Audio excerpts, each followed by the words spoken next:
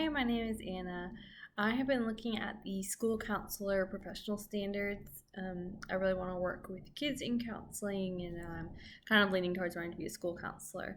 So, something that surprised me were the standards call school counselors to be kind of politically aware so that they can know what's going on and how that will affect their school system. And I find that surprising just because that's kind of implied for clinical counselors just through being advocates, but it's not like directly said to be involved in politics, and these school standards say like be politically aware.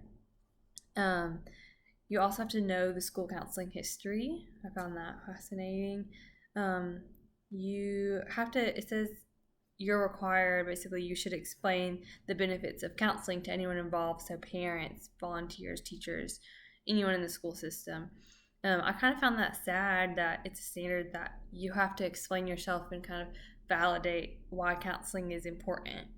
I see the value in it and I understand why it's a standard, but I just kind of found that surprising that it must happen so often that it's a standard set for school counselors to spread the awareness, so to say, and help other people understand what school counselors do.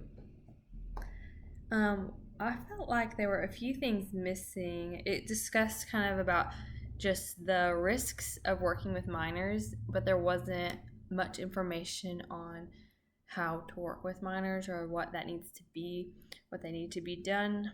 So I felt like there could be more on guidelines of what can and can't with minors for counselors. Just kind of when you need consent from parents and things like that, because I know that can be really different in the school counseling field compared to if a child were to come in to your office and you have them parents sign an informed consent form. There also wasn't really much about accountability. It said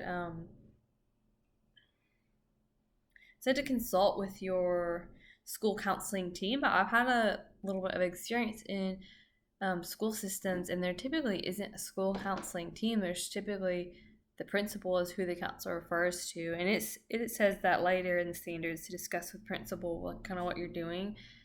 But when it comes to social work and counseling, I don't feel like principals are as aware of the standards, things that counselors should be following. It kind of just seems like there's not much accountability for a school counselor, and there's a lot of free room for them to make mistakes, really.